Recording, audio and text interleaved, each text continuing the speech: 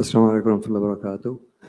The brother who, for the English, they should move to my left on the back side. The brother will be translating in English.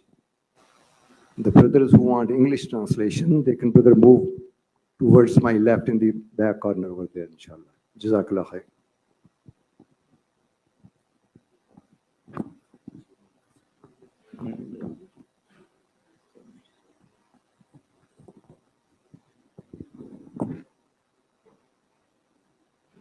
بسم الله الرحمن الرحيم نحمده ونصلي ونسلم على رسوله الكريم وعلى آله وأصحابه أجمعين أما بعد عن أبي أيوب الأنصاري رضي الله تعالى عنه قال جاء رجل إلى رسول الله صلى الله عليه وسلم فقال عزني وأوجز فقال النبي صلى الله عليه وسلم إذا قمت في صلاتك فصل صلاة مودع ولا تكلم بكلام تعذر منه غدا وأجمع الإياس مما في أيدي الناس أو كما قال رسول الله صلى الله عليه وسلم۔ ایک بہت چھوٹی سی کہانی جو حدیث پاک میں ہے وہ میں آپ کو سنا رہا ہوں، بہت شارٹ ہے۔ وہ ایک صحابی ہیں، ان کا نام ہے حضرت ابو ایوب انصاری رضی اللہ تعالیٰ عنہ۔ آپ نے بڑے بڑے صحابہ کو سنا ہوگا، یہ صحابی بہت خوش نصیب ہیں، اس لیے کہ جب حضرت نبی اکرم صلی اللہ علیہ وسلم مکہ سے مدینہ تشریف لائے ہجرت کر کے، تو پہلے سے کوئی مکان طے نہیں تھا کہ آپ کہاں ٹھہریں گے۔ اگر ہم بھی اس زمانے میں ہوتے تو بتائیے ہمارے دل کی اس وقت آواز کیا ہوتی کہ کاش حضرت نبی اکرم صلی اللہ علیہ وسلم میرے مکان کو قبول کر لیں، میرے گھر میں آ جائیں، میں ان کا میزبان بن جاؤں، اور نہ اندر آئیں تو اپنا دروازہ کھلا رکھتے، کاش آپ کی ایک نگاہ میرے مکان پر پڑ جائے۔ کیونکہ ایمان والوں کا نبی کریم صلی اللہ علیہ وسلم سے محبت کا تعلق اتنا عظیم ہے کہ کوئی دوسری محبت دل میں نہیں ہوتی اتنی بڑی۔ اور صحابہ کی محبت آپ جانتے ہیں، صحابہ کس قدر محبت کرتے تھے، اس کی مثالیں دنیا میں کوئی پیش نہیں کر سکتا۔ تو اس وقت صحابہ کے دل کیسے تڑپے ہوں گے۔ اسی لیے آپ نے یہ سنا ہوگا کہ نبی پاک صلی اللہ علیہ وسلم جب مدینہ تشریف لائے، آپ کو صحابہ کرام رضی اللہ عنہم کے دلوں کا یہ جذبہ نظروں میں تھا۔ اب آپ یہ فیصلہ کریں میں فلاں گھر پر ٹھہروں گا، تو دوسرے صحابی کے دل کو افسوس ہوگا، دکھ ہوگا کہ حضرت میرے یہاں تشریف نہیں لائے، اور مسلمانوں کے دل کا خیال کرنا آپ نے بہت ہی اس کا اہتمام کرنے کو کہا ہے، تو اب کیسے کرتے؟ تو سیرت میں آپ نے یہ واقعہ پڑھا ہوگا کہ جس اونٹ پر آپ سوار تھے، آپ نے یہ فیصلہ فرمایا کہ میں اس کی لگام چھوڑ دیتا ہوں،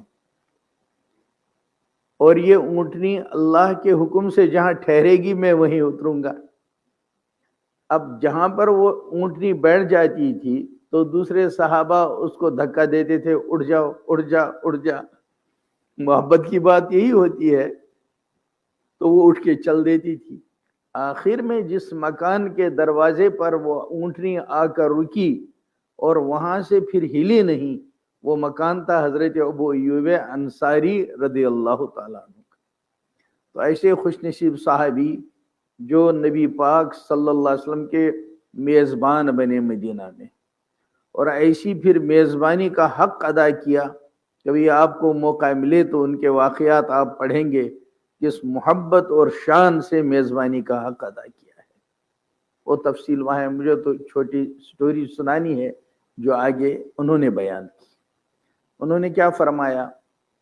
फरमाया जा रजुलन इला नबी सल्लल्लाहु अलैहि वसल्लम, एक आदमी आया नबी पाक सल्लल्लाहु अलैहि वसल्लम की खिदमत में और कहा इज़नी व औजिज़, ए अल्लाह के रसूल सल्लल्लाहु अलैहि वसल्लम मुझे आप नसीहत फरमाइए, वाज कीजिए, मगर बहुत शॉर्ट कीजिए। अगर हम होते तो मूड खराब हो जाता। का ऐसा कहते हो जैसे ऑर्डर कर रहे हो, सुनना है तो सुनो। इमाम साहब कहेंगे मैंने हफ्ता भर तैयारी की है वाज की और तुम भाग रहे हो। ऐसा नहीं फरमाया, क्योंकि आपकी शान अजीब थी। कुरान ने कहा वमा अरसलनाका इल्ला रहमतल लिल आलमीन, आपकी शान बहुत अजीब थी, बहुत अजीब। खुद एक दफा फरमाया उअल्लिमुकुम कमा युअल्लिमुकुम आबाउकुम, ऐ लोगो मैं तुमको ऐसे सिखाता हूं तुम्हारे माँ बाप क्या ऐसा सिखाएंगे। और इस हदीस में आगे जो 3 जुमले फरमाए हैं वाकई वो ऐसे हैं कि जो बहुत हल्के हैं। जब ये फरमाया मैं तुमको ऐसे सिखाता हूं, माँ बाप भी ऐसा नहीं सिखाते, तो उसमें आगे 3 जुमले फरमाए। पहला फरमाया जब बैतुल खला जाओ तो बायां पैर दाखिल करो, ये मैं तुमको सिखाता हूं। दूसरी बात, जब अंदर पहुंचो तो तुम एनीहाउ नहीं बैठ सकते, बल्कि पहले देखो ला तस्तकबिलुल क़िबलता वला तस्तदबिरुहा, ख्याल करना बैतुल खला में इस्तिंजा करते वक्त न तुम्हारा चेहरा किबला की तरफ हो न तुम्हारी पीठ किबले की तरफ। क्या ये मैं तुमको ऐसी छोटी बातें सिखाता हूँ। और तीसरी बात बताई जब सफाई करो, टिश्यू इस्तेमाल करो, पाकी हासिल करो, तो दायां हाथ इस्तेमाल नहीं करना, बायां इस्तेमाल करना। तो इसको फरमाया मैं तुमको ऐसा ही सिखाता हूँ, माँ बाप क्या ऐसा सिखाएंगे। वाकई आपकी शफकत थी, शायद कोई चीज ऐसी नहीं छोड़ी जो नबी करीम सल्लल्लाहु अलैहि वसल्लम ने हमको नहीं सिखाई। अब आदमी थूकता है कहीं, उसको भी सिखाया कि बाएं तरफ को थूको, नीचे कदम के नीचे थूको। आदमी सोच नहीं सकता, ऐसी शान थी नबी करीम सल्लल्लाहु अलैहि वसल्लम। तो यहाँ भी उसी रहमत और शफकत का सबूत दिया। 3 जुमले, 3 सेंटेंसेस हैं ये, बहुत छोटे बताए, लेकिन आपका कलाम कलाम होता है, उसमें उलूम का समंदर होता है। बस जवाब में चूंकि उस शख्स ने कहा मुझे एडवाइस कीजिए मगर वेरी शॉर्ट, तो आपने 3 जुमले में आए, और 3 जुमलों में 3 बहुत बड़े समंदर हैं उलूम के।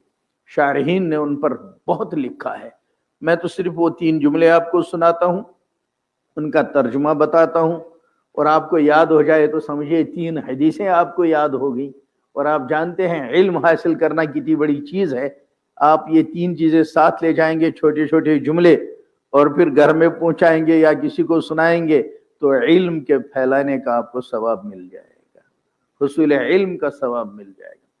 पहला जुमला जो फरमाया आपने, फरमाया इज़ा कुम्त फी सलातिका फसल्लि सलात मुवद्दइन, जब तुम नमाज शुरू किया करो, नमाज का इरादा तुमने किया, नमाज के लिए खड़े हो गए, तो ये सोच लिया करो अगर ये मेरी जिंदगी की आखिरी नमाज होती तो मैं इसको कैसे पढ़ता।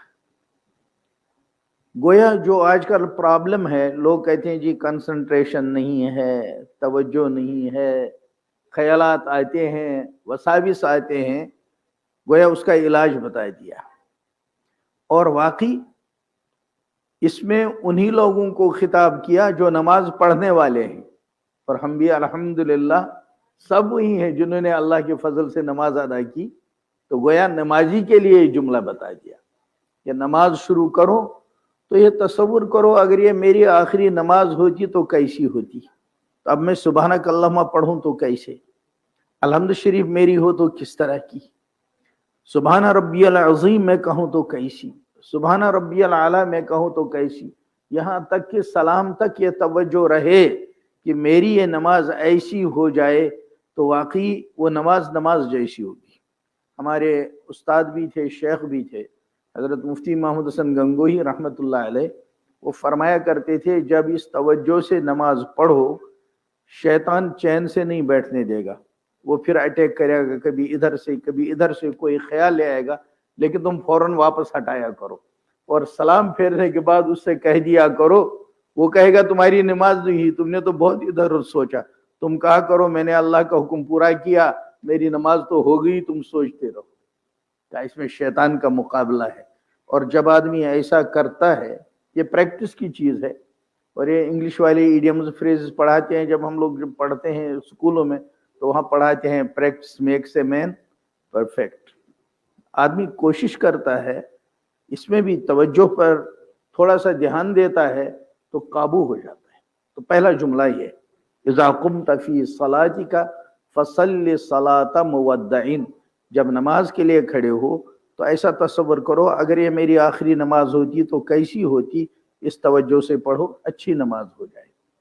दूसरा जुमला आपने फरमाया, वला तकल्लम बिकलामिन ताज़िरु मिन्हु गदन, अपनी जुबान से कोई ऐसा जुमला ना निकालो जिसकी वजह से कल को माफी मांगनी पड़े। जुमला कह तो दिया, बाद में सॉरी कहना पड़ा, कल कहना पड़ा, अम्मा जान मैं आपके सामने जोर से बोला माफ कर दो, अब्बा जान मैं तेज बोला मैंने गुस्सा किया माफ कर दो, दोस्त से कहा बस यूं ही निकल गया माफ कर दो। इसलिए कि हमारे यहाँ जुबान को इस्तेमाल करने में 3 तरह की पाबंदियां हैं। पहले ये है कितने जोर से बोलोगे, इसकी भी शरीयत में पाबंदी है। इसलिए सूरह हुजरात में है कि ए ईमान वालो जोर से मत बोलो उस तरह जैसे आपस में जोर से बोलते हो जब तुम नबी करीम सल्लल्लाहु अलैहि वसल्लम के सामने हो। हर गुनाह की सजा अलग अलग है, और इस गुनाह की सजा अगर हजरत के सामने तुम लोगों ने जोर से बोल दिया तो उसकी सजा है अन तहबता आमालुकुम, तुम्हारे नामे आमाल में जितने आमाल होंगे उन पर क्रॉस डाल दिया जाएगा। ये इतना बड़ा जुर्म है। तो जैसे वहां का अदब है ऐसे ही स्टेप बाय स्टेप, इसी तरह माँ बाप के सामने कोई चीख कर नहीं बोल सकता, इजाजत नहीं है बहुत जोर से आदमी चीख कर बोले। आज का जवान माँ के सामने चीखता है, मेरे अब्बा को यूं कहना, डांट के बोलता है, लेकिन हमारे यहाँ इस पर पाबंदी है। जुबान आवाज कैसी हो इस पर भी पाबंदी है। दूसरी पाबंदी है वर्ड कैसा हो, इसलिए वो आपने बार बार सुना होगा, अभी इमाम साहब ने भी उसी सूरत की आयतें पढ़ी माशाल्लाह, वहीं पर खत्म की जहां आगे है वक़ज़ा रब्बुका अल्ला ताबुदू इल्ला इय्या वबिल वालिदैनि इहसाना इम्मा यबलुगन्ना इंदकल किबर अहदुहुमा औ किलाहुमा फला तकुल लहुमा उफ़्फ़िन, जब तुम्हारा बाप बुढ़ापे में पहुंचे, जब तुम्हारी माँ बुढ़ापे में पहुंचे, अब उनके सेंसिटिव दिल का बहुत ख्याल करना। अब ऐसा जुमला नहीं कहना जो उनके दिल पर चोट पड़े। अब ये बुढ़ापे में बहुत नाजुक हालात में है, तुम इसके सामने कोई वैसा वर्ड नहीं कह सकते। तो कहा फला तकुल लहुमा उफ़्फ़िन, अब अपने बूढ़े बाप बूढ़ी माँ के सामने उफ नहीं कहना। उफ का तर्जुमा उर्दू वाले करते हैं हूं, अपने बूढ़े बाप और माँ के सामने हूं नहीं कह सकते, तेज बात तो बहुत दूर की बात है। तो ये फरमाया। फिर झूठ बोले आदमी, उसकी तो गुंजाइश ही नहीं, गीबत करे आदमी, उसकी तो गुंजाइश ही नहीं। तो इसको नबी करीम सल्लल्लाहु अलैहि वसल्लम ने फरमाया वला तकल्लम बिकलामिन ताज़िरु मिन्हु गदन, दूसरी नसीहत फरमाई कि अपनी जुबान से कोई ऐसी बात मत निकालो कल को जिसकी माफी मांगनी पड़े, चाहे इस दुनिया में चाहे आखिरत में। मसलन अल्लाह के हुक्म की नाफरमानी करते कोई बात बोल दी तो कल अल्लाह से माफी मांगनी पड़ेगी। गुंजाइश वही है आदमी तौबा करता रहे, माफी मांगता रहे, लेकिन हजरत ने फरमाया पहले से ही इसको काबू करो, कंट्रोल करने की कोशिश करो। बोलने से पहले सोचो आपकी जुबान से कोई ऐसी बात न निकले जिससे आपको कल माफी मांगनी पड़े। 2 बातें होगी। और तीसरी नसीहत जो आपने फरमाई वो फरमाया व अजमिल इयासा मिम्मा फी ऐदिन नास, लोगों के पास जो कुछ है तुम उसकी तरफ अपने दिल को माइल मत करो, उनसे उम्मीद कायम मत करो। अगर उनके पास कुछ है भी और तुमने कभी उनकी तरफ तवज्जो की भी और तुम्हारी जरूरत पूरी ना हुई तो ये मत समझो इसकी खता है, बल्कि ये समझो अल्लाह ने इसके दिल में इस वक्त नहीं डाला। अगर ये बात हमारी समझ में आ जाए तो हमारे दिलों का आधा बोझ हल्का हो जाए। बहुत बार दिल में मलाल होता है, चचा के पास गया था उसने ये मदद नहीं की, भाईजान के पास गया था उसने ये उस वक्त हेल्प नहीं की, फलां पड़ोसी के पास गया था, दोस्त के पास गया था, उसने उस वक्त ये सपोर्ट नहीं दिया। अगर ये जुमला हजरत नबी करीम सल्लल्लाहु अलैहि वसल्लम का हमारी समझ में आ जाए और ये जहन में आदमी को बैठ जाए ये बात कि हर कोई आदमी जो कुछ उनके पास है वो तभी हमको सहारा दे सकता है जब अल्लाह उसके दिल में डालेगा। खुद उसके इरादे की बात तो उसके सवाब के कमाने और न कमाने की है, लेकिन होगा तब जब अल्लाह उसके दिल में डालेगा। तो फरमाया ऐसा करने से हमारे दिल का बोझ बहुत हल्का हो जाएगा। कहा पहले से ही ऐसा कर लो। लोगों के पास या तो माल होता है या ओहदा होता है, कोई ताकत होती है जिससे वो मदद कर सकते हैं। फरमाया व अजमील इयास, अपने आप को यकसू कर लो, मायूस कर लो, मिम्मा फी आइदिन नास, उन चीजों से जो लोगों के हाथों में हैं। फिर उनको तो दी यह हिदायत कि आप लोगों की मदद करो। हदीस में है कि जब मुसलमान दूसरे मुसलमान भाई की मदद में कोशिश में होता है, अल्लाह खुद उसकी मदद करता है। उनको तो यह हुक्म है। गरीब को कहा मांगो मत, लेकिन मालदार को कहा तुम देते रहो। हर एक आदमी को अपना अपना फर्ज समझा दिया।